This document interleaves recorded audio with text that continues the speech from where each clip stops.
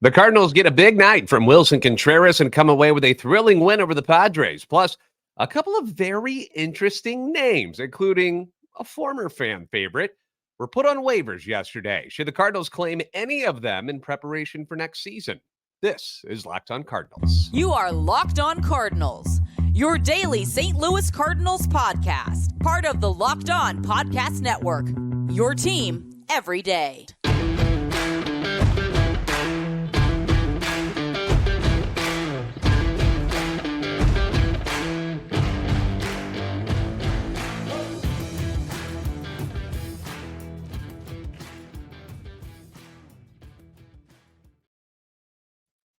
Hey there, Cardinals fans. I'm JD Haffern, and I'm a national radio sports anchor, born and raised in the Lou, and a lifetime Cardinals fan. And I'm your host for Locked On Cardinals, part of the Locked On Podcast Network, your team every day. You can follow me on Twitter at JD Sports Radio, as well as the podcast itself at LO_Cardinals. I want to thank those of you who make Locked On Cardinals your first listen every day. We are free and available wherever you get your podcasts. You can also find us on YouTube. Make sure you like and subscribe and comment. That way you're interacting with us. Hit the notification button so you know when new episodes are posted. If you only listen to the audio version of this, that's fantastic. But the YouTube version also has a visual experience that's a little bit different than what you get in a normal audio podcast. So if you haven't checked it out yet, go ahead and do that. This is a show serving Cardinal Nation and giving the best fans in baseball all of the info about the birds on the bat.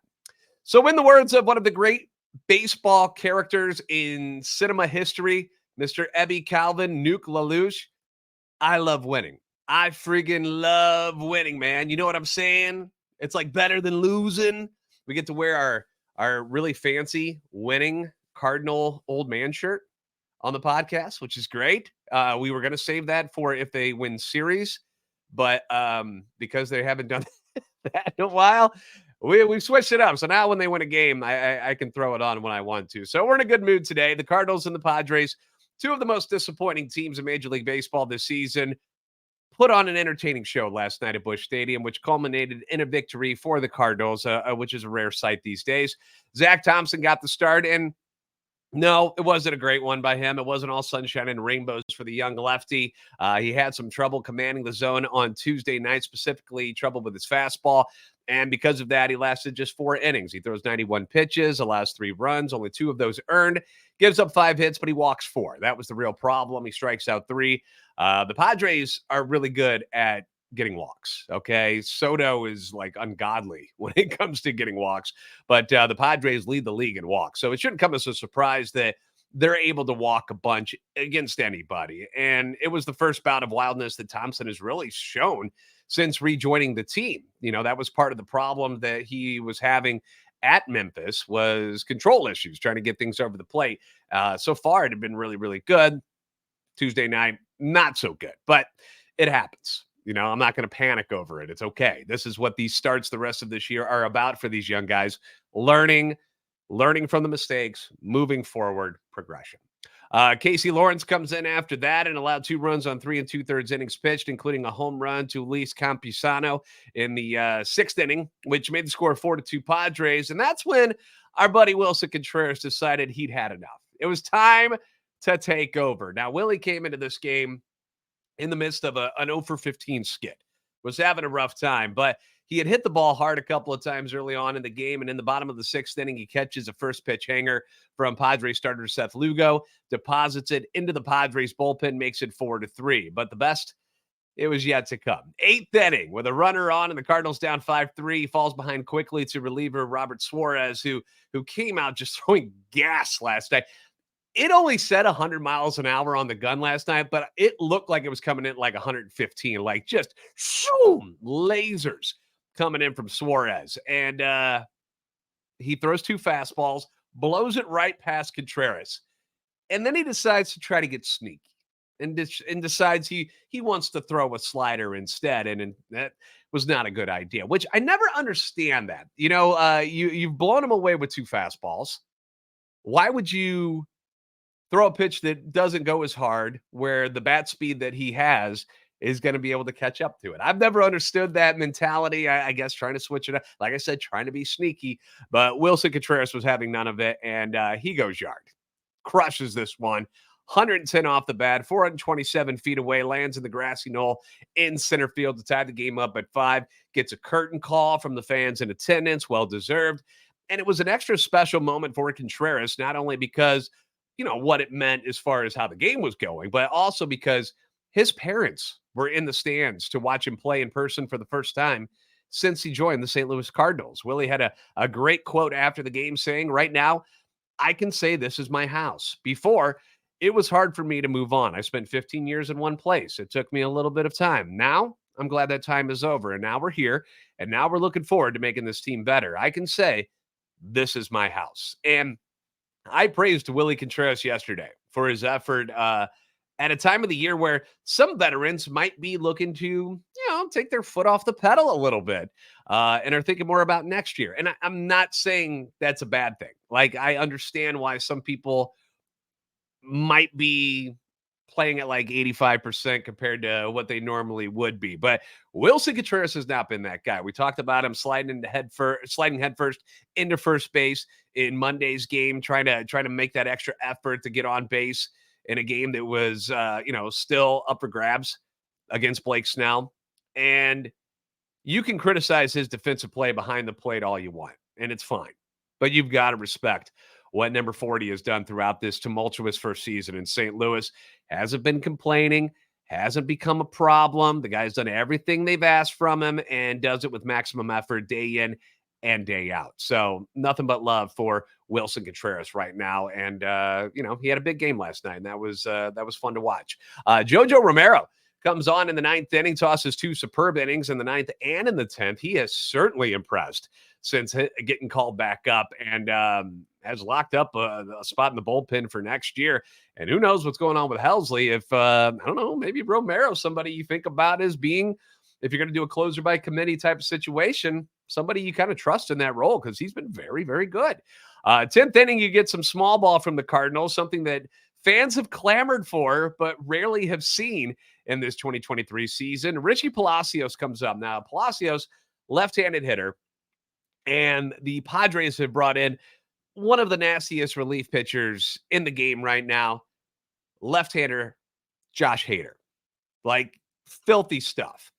Palacios comes up, first pitch, shows bunt, doesn't work out so well, then gets behind with 2 strikes on him, and then lays down a gorgeous 2-strike bunt to move the ghost runner, who was Mason Wynn on second base, over to third base.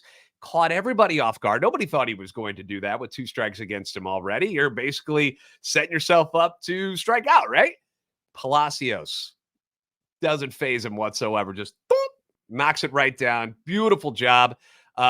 Standing ovation from the crowd. And that's how smart St. Louis Cardinals fans are, man. They see that and they know that was a huge play. And it was great to see Palacios get the recognition. The dugout blew up too. They were like, yeah, because that is something that you normally wouldn't see, and it worked. So this gets the managerial wheels turning. San Diego walks Goldie to set up what they thought was going to be the lefty-lefty matchup between Hader and Gorman, but Ali counters by bringing in switch-hitting Tommy Yetman, who wastes no time. He drives that first pitch he sees into the corner in left field, and the Cardinals walk it off 6-5. It was a beautiful scene. If you're watching on YouTube, I got a picture of the celebration afterwards, and it's just good to see the guys having a little bit of fun right there. It's it hasn't been an easy season. They haven't been winning a lot. August has been really, really rough, and to get a win like that and to do it off Hader, that's a big deal. It was the first time they had scored against Hader since 2019. The dude had an ERA under 1 coming into the game, still does. Actually, it's at 0.78. This one snapped the Cardinals' 4-game losing streak, their 3rd walk-off win on the season, only the 2nd since April 16th.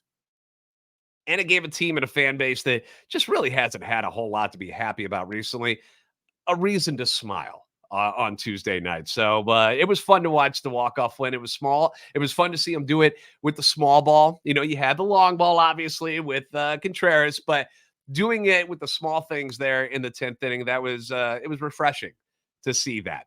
The 2 teams will wrap up their series this afternoon at Busch Stadium. You're going to have Miles Michaelis on the bump today, and he's going up against 43-year-old left-hander Rich Hill, who is still doing it in the major leagues.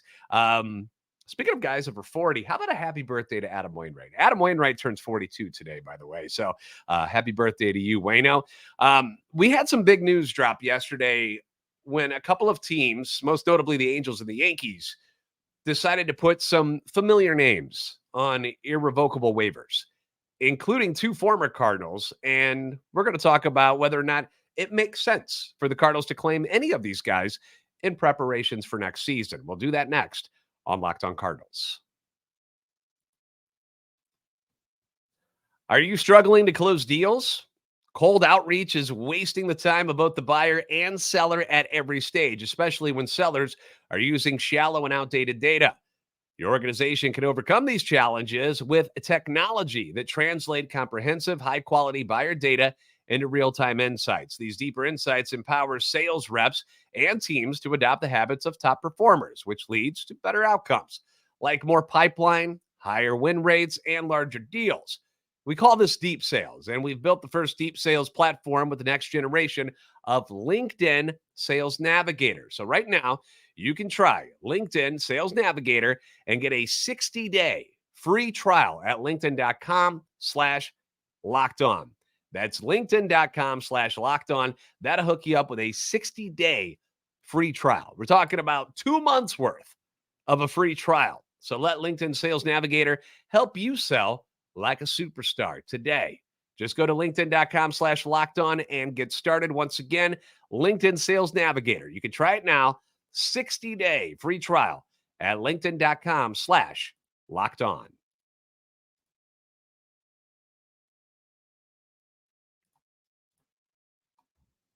The Cardinals are home today against the Padres in the series finale, and you can catch every pitch of the Cardinals' hometown broadcast with SiriusXM on the SXM map. Just search Cardinals. Again, thank you for making Locked On Cardinals your first listen every day. You can leave comments on YouTube as well as on Twitter anytime you want. Your feedback always welcome and encouraged. Appreciate all of you that jump onto Twitter during games, and we get to go back and forth and have some fun talking about what's going on the field. So appreciate you doing that.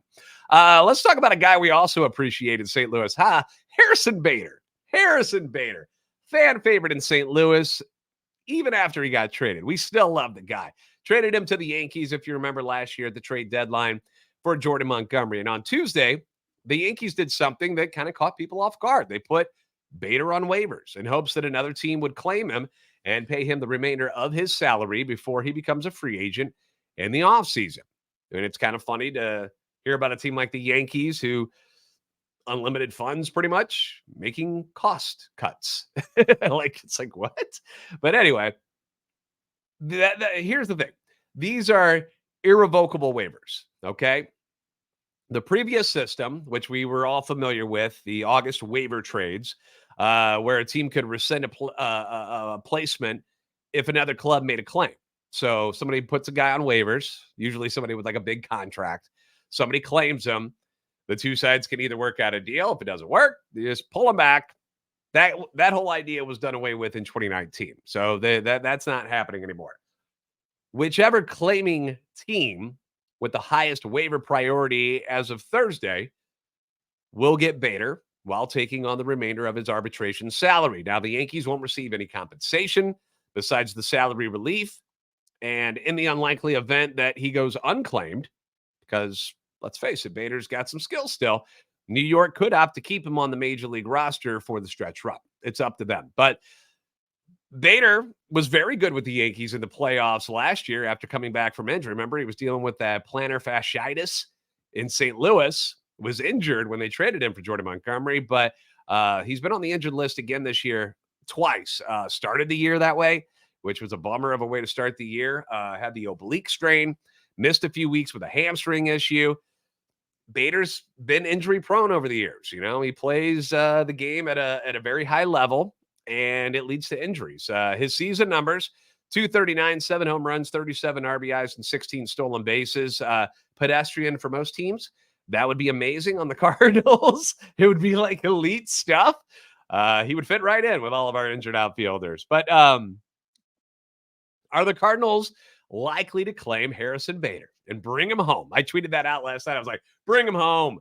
I did that more tongue-in-cheek. The Cardinals are not likely to claim Harrison Bader. As fun as it would be to see him back in a Cardinals uniform, probably not going to happen. Now, if I was running a team that was in contention and wanted to shore up my outfield defense with a replacement like Bader to be kind of like my fourth outfielder, has some speed, you can put him on as a pinch runner late in games, I kind of think I'm all in on bringing in Harrison Bader. He'll cost around $900,000 for the rest of the year, which is chump change. But for the Cardinals, it wouldn't make a ton of sense. It just wouldn't make a ton of sense. Now, this offseason, I'd be more than happy to talk to Harrison Bader about, whether he'd be interested in returning to the team. We've seen how defense plays a major role on a team who doesn't have a lot of guys who strike people out. Okay. We've seen that. So it would be nice to have somebody as good as Harrison Bader, Gold Glover, in center field once again. In the event that, say, Dylan Carlson, Tyler O'Neill, Tommy Yetman, those are your main guys that will probably be in center field next year. I'm sure you could throw Newbar in there at times, but I kind of like him in the corner. If any of those guys are dealt for pitching, which is a distinct possibility, it would be nice to have someone like Bader in the fold to play center field. So, off-season conversation, sure. Claiming him now doesn't make a whole lot of sense. Hopefully, somebody who does claim him, Bader jumps onto a team that, has a very good chance of winning a World Series. We want the best for him. We love the guy. It would also allow him to grow his hair back out because, man, is he weird looking without it. It just doesn't look right. The other names that were announced yesterday that caught people's eye were the guys that the Angels put on waivers. Lucas Giolito, Matt Moore, Reynaldo Lopez, Hunter Renfroe, former Cardinal Randall Grichuk, all of them. Angels put on irrevocable waivers yesterday. It's been a tough go for the Angels. You got the UCL injury to Shohei, can't pitch anymore. Mike Trout still bothered by his hand injury. And because of that, the Angels have slipped out of contention, and it appears that the whole non-trading of Shohei Ohtani might just backfire massively and blow up in their face. Because if Shohei decides in this offseason to take his talents elsewhere, and you didn't get anything for him, uh-oh. I was one who thought it was cool that the Angels said, nope, we're going all in. And just tragedy strikes. The UCL injury. Trout not coming back was bigger because they had him back. And then he's still dealing with soreness in that hand and can't get over it. And the guys they got haven't really done much anyway. Giolito is the guy that's obviously pretty interesting to the Cardinals. Reason being, they're looking for pitchers next year, right? That's it. That's what the Cardinals are looking for. Pitching. We know that. The Cardinals will probably entertain the idea of bringing in the former first-round pick as a free agent this offseason. I'm sure they'll discuss it. They'll talk about it. If guys like Blake Snell, Aaron Nola, Julio Urias, these top-level guys are unattainable for whatever reasons, whether it's the money, whether they just don't want to play in St. Louis, whatever it may be, then you got to find some guys who are at that next level, that next tier below them. And I would think Giolito is around there. He's down there as one of those type of guys. He has not been very good since going to the Angels. 1-5, ERA of 6.89 in 6 starts, allowed 10 home runs in 32 2/3 innings. He's allowed 30 home runs on the season, which is the 4th most in baseball. Lance Lynn, first in baseball with 34. Another guy that I think the Cardinals are going to be interested in and possibly bringing in. They're very familiar with him. Money-wise, Giolito is making $10.4 million this year with about 1.9 left to be paid out. As far as the waiver order goes, the Cardinals are behind Oakland, Kansas City, Colorado, and Giolito's former team, the White Sox. None of those teams are likely to claim him. They're not interested in bringing on any salary at the end of this year, although it would be hilarious if the White Sox brought him back. I think I would crack up. But could the Cardinals use this time at the end of the season? Could they claim him and use this time at the end of the season to evaluate him up close to see if he is someone who would be a good fit on this team and in this clubhouse next year? Is it likely to happen? Probably not. Probably not. The Cardinals seem to be enjoying the time that they have here at the end of the year to let the younger guys pitch, which is great Guys like Zack Thompson and Drew Rom, Dakota Hudson's getting another long look. If Matthew Liberatore ends up coming back, he didn't pitch very well in his outing down in the minors as he rehabs. But if you added Giolito to your rotation, it would take starts away from those guys. So what's more important to you? Is it the worst thing in the world if you plan on spending a decent chunk of change on a guy like Giolito this offseason to pay $1.9 million for a month tryout to get to know the guy better and for him to get to know you better? In my eyes, I don't think so. That's a lot of money, but it's not my money. It's not my money, so it's easy for me to spend it. And then if you think about this too, if Giolito suffers an injury, and I'm not saying anything like massive, but like something as small as he gets a blister on his pitching hand, which limits him to only like 2 starts over the last month, is the risk reward worth it to the Cardinals to bring him in at $1.9 million? Probably not. Probably not. So I wouldn't expect them to claim any of these guys. I don't think it makes a lot of sense. Again, teams that are in playoff contention and are looking for a guy for the back end of their rotation, somebody looking for slugging right-handers for like Renfroe and Grichuk, Matt Moore, good lefty out of the bullpen. Guys who need just pieces to help complete their puzzle here in the playoff push. Makes a lot of sense to claim them all. For the Cardinals, probably not. Probably not. But I would love to hear your thoughts on bringing back Bader either this season or next season and bringing in Giolito for the final month. How would you feel about that? Let me know in the comments section below and on Twitter. What we're going to do next is check in on the exes. I know. It's not a healthy thing to go on Facebook and look up what's going on with your exes. Same could be said when it comes to Major League Baseball and trading guys away, but we like keeping tabs on them. So we're going to do that next on Locked On Cardinals.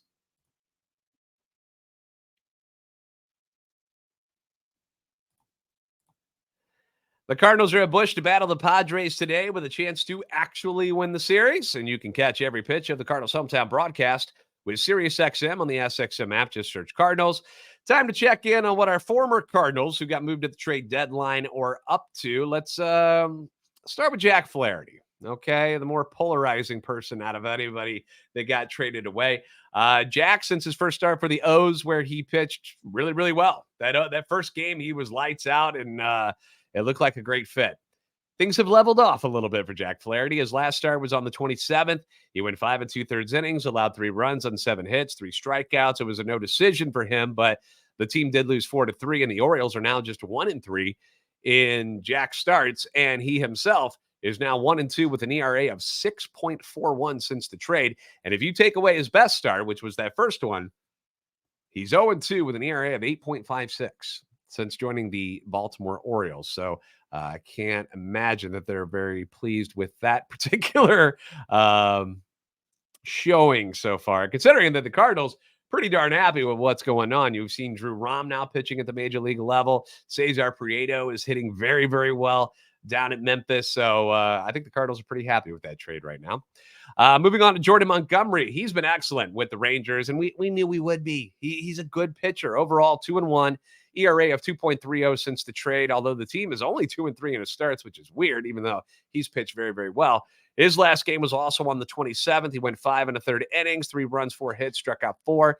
Solid, dependable left-handed pitcher, just like he was in St. Louis. He hasn't changed a bit. He's looked good. Chris Stratton also went in that deal to the Rangers, 1-0 with an ERA of 2 in 11 appearances. He's been very, very solid. The Cardinals return. Thomas Saggese has been massive, just crushing the ball in the minor leagues since coming over. So I think both sides happy with the deal so far. To Toronto, where Jordan Hicks and Genesis Cabrera still are. So far, Hicks 1-2, ERA 3.97, 10 whiffs in 11 1/3 innings. He's also got 4 saves, has allowed 5 runs in 13 appearances, but 2 of those actually came in the first game he pitched for the Blue Jays. So he's been outstanding. They've loved him so far. Genesis Cabrera, holy smokes, otherworldly since being swapped over to the Blue Jays and what was at the time a very small move, but Cabby hasn't given up an earned run in Toronto yet.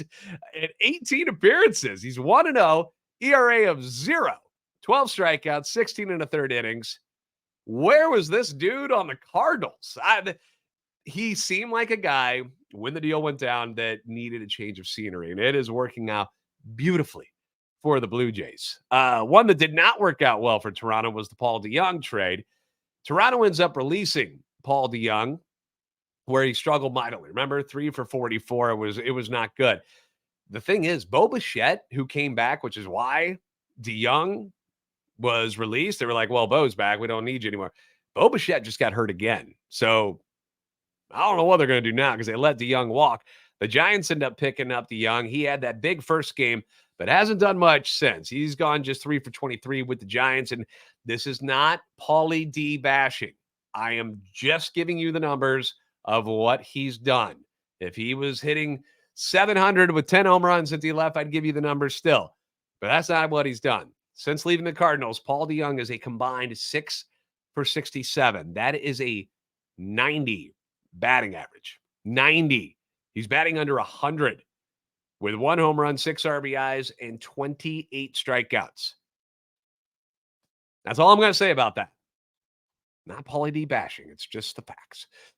Thank you again for making Locked On Cardinals your first listen every day. Be sure to catch every pitch of the Cardinals hometown broadcast. We've got the series finale today against the Padres, and then the Pirates come to town, and you can do that with SiriusXM on the SXM app. Just search Cardinals. Miles Michaelis is on the hill today against Rich Hill. Miles Michaelis hasn't won a game since July 17th. How about we fix that? Let's fix that. First pitch, 1:15 St. Louis time. If you haven't already, please give us a follow on Twitter at LO_Cardinals and at JD Sports Radio. Like and subscribe on YouTube. Help our channel and love for the Cardinals grow. You are the best fans in baseball for a reason, and I'll see you next time on Locked On Cardinals.